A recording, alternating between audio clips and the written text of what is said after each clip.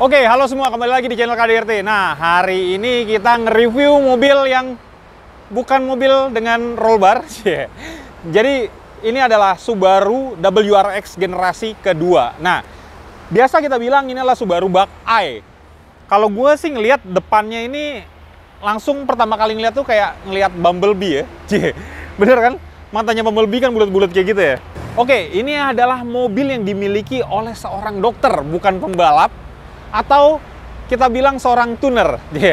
Jadi ceritanya, singkat cerita nih, beliau adalah seorang dokter yang sebenarnya bercita-cita ingin menjadi engineer. Sampai gue bilang sama dia, "Dok, kurang lebih sama nih antara engineer sama dokter, ya kan? Sama-sama ngoprek." Terus langsung dijawab lagi sama dia, "Ada bedanya. Bedanya kalau engineer boleh salah. Kalau dokter lagi ngoprek nggak boleh salah, fatal akibatnya." Bener juga sih dok, ya kan? Nah, mobil ini adalah mobil Subaru WRX tahun 2002. Nah, setelah generasi pertama WRX adalah GC8. Dan selanjutnya diteruskan dengan generasi keduanya dengan mobil WRX Buckeye ini. Nah, gue sih nggak ahli-ahli banget ya tentang Subaru, jadi agak bingung mau ngejelasinnya. Jadi gue nggak mau ngejelasin tentang generasi tentang mobil ini, tapi gue menjelaskan tentang upgrade dari mobil ini yang menjadi mobil kencang. Nah, sedikit cerita lagi. Jadi, dokter ini adalah pencinta kecepatan, tapi yang memang logikanya berjalan. Dalam artian gue nggak mau bikin mobil yang sekadar kencang doang, tapi handlingnya nggak ada. Percuma, ya kan? Jadi dia bilang tuh, percuma nih, mobil kencang, dibawa disentul, tapi masih disalip sama Jazz, malu-maluin, ya kan? Bener juga dok. Oke, pembahasan kita pertama, kita langsung dari sisi luarnya. Apa aja sih yang di-upgrade? Jadi mobil ini sekarang ada di GS Garage. Yang memang si dokter lagi minta di-upgrade dari sisi aerokitnya. Di sini kita lihat yang udah di-upgrade aerokitnya ini ada pembuatan lips di sisi bawahnya ini. Ini dengan bahan fiber sepertinya. Ini kalau diketok cukup ini ya, cukup kuat ya. Terus di sini juga ada upgrade menggunakan kanard. Yang kanardnya ini katanya memang impor dari luar. Nah, terus ada yang menarik dari sini. Kalau gue lihat sih dari review-review yang lain ya, WRX generasi kedua ini memang sudah ada tempat untuk fog lamp-nya, tapi yang masuk ke sini tuh nggak ada fog lamp-nya. Jadi ini udah di-upgrade, ditambahkan fog lamp yang memang ukurannya besar. Dan menurut gue jadi lebih gagah ya, lebih wah gitu kelihatannya, lebih gahar lah gitu kan. Nah, selanjutnya dari warna sendiri, memang Subaru itu identik dengan warna birunya. Tapi menurut gue warna abu-abu ini keren banget, benar-benar maskulin. Oke, selanjutnya di sini kita lihat di sini ada scoop di bagian kap mesin yang memang ini udah bawaan mobilnya. Yang scoop ini disediakan untuk intercoolernya, tapi di mobil ini intercoolernya juga udah dipindahkan ke depan di bagian bawah dan menggunakan merek HKS. Nah, selanjutnya kita akan bahas bagian mesinnya. Oke, di bagian sisi engine sendiri ini yang basicnya 2000 cc udah di-upgrade menjadi 2500 cc dan ini menggunakan mesin EJ25. Selanjutnya yang di-upgrade adalah bagian turbo. Turbonya juga udah menggunakan full race dengan piping custom buatan dari GS Garage. Nah, selanjutnya bagian internal engine sendiri, bagian conrod, piston itu sudah diganti, tapi camnya masih menggunakan cam standar. Nah, selanjutnya peranti-peranti pendukung itu juga udah di-upgrade. Seperti radiator ini juga di-upgrade dengan mengganti dengan koyorat. Dan di sini juga ada tambahan lagi menggunakan aksesoris dari Beat Truss. Nah, bagian untuk pengisian radiator ini juga udah di-upgrade dengan Moroso. Dan selanjutnya case tanknya juga udah upgrade. Terus di sini strut barnya menggunakan Casco. Dan kata Pak Dokter, bagian sasis tuningnya itu menggunakan full Casco.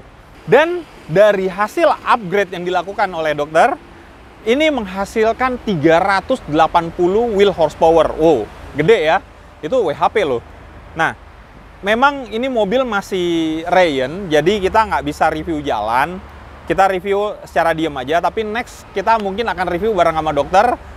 Mungkin kita bisa ajak ke Sentul ya kan, biar kita bisa tahu akselerasinya seberapa bagus dan handlingnya seberapa bagus. Nah, ngomongin soal handling, jadi kayak tadi gue omongin di awal, si Pak Dokter nih, orang yang memang pencinta kecepatan bukan dari sisi engine aja, tapi dia logikanya juga bermain, udah seperti pembalap dalam artian, dia pengen dalam artian, kalau kita bilang tuh, power is nothing without control. Dalam artian, nggak ada gunanya, power gede tapi nggak bisa dikontrol. Nah, selanjutnya upgrade yang dilakukan oleh Pak Dokter adalah, kalau kita lihat di sini, pengeremannya, ini udah di-upgrade dengan mengganti big brake kitnya dengan Wilwood.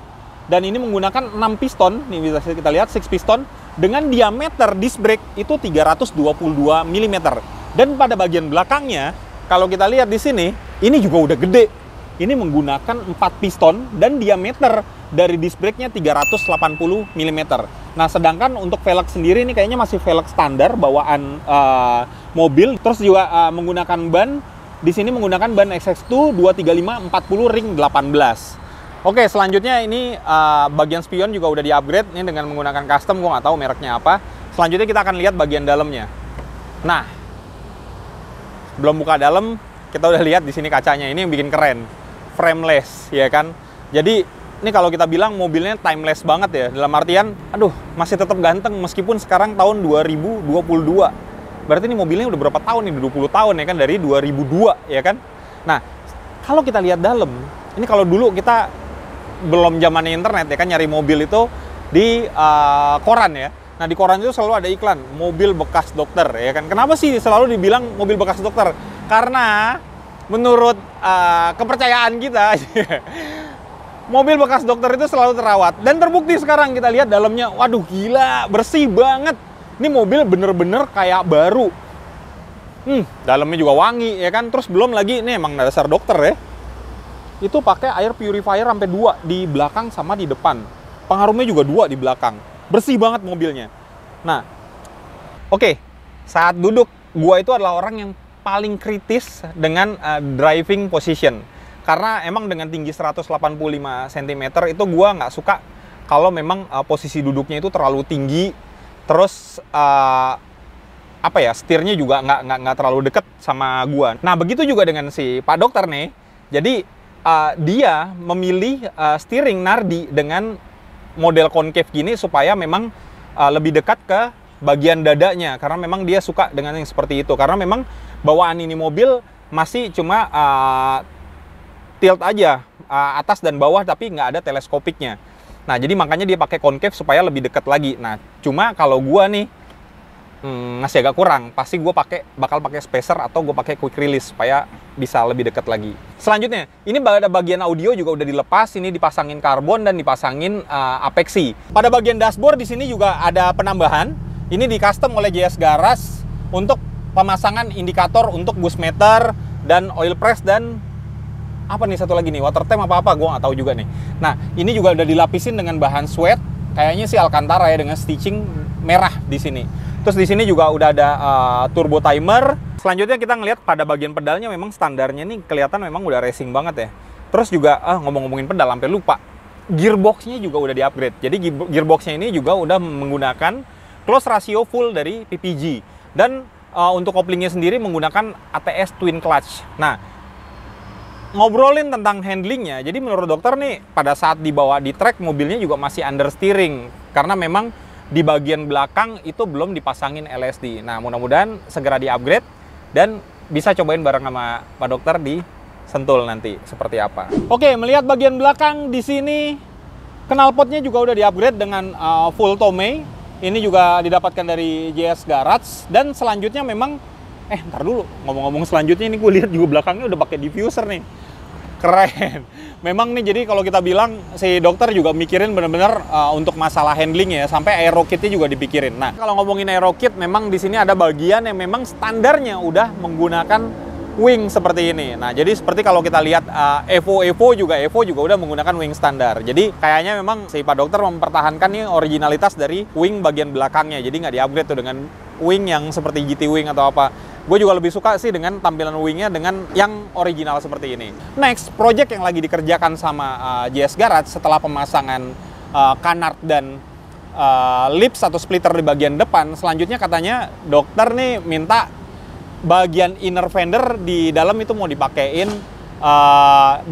bahan dari karbon Kevlar biar rally look kayak gitu. Nah, keren kan? Nah, selanjutnya memang kayaknya nggak cukup puas kita nge-review mobil ini di dalam keadaan diam. Jadi next nih Pak Dokter, mohon waktunya kalau memang Ryan udah selesai, upgrade-nya udah selesai, yuk kita bareng-bareng main ke Sentul. Jadi biar kita tahu performance-nya di Sentul seperti apa. Karena memang kan untuk masalah power dan handling harus dibuktikan. Tantangan nih buat Pak Dokter. Kan dari tadi kita nyebutnya Pak Dokter. Siapa sih Pak Dokter misterius ini? Misterius banget gitu kan. Jadi Pak Dokter ini kebetulan memang teman kita sendiri, namanya Andi Kasim. Kalian bisa follow Instagramnya, nanti kita kasih linknya.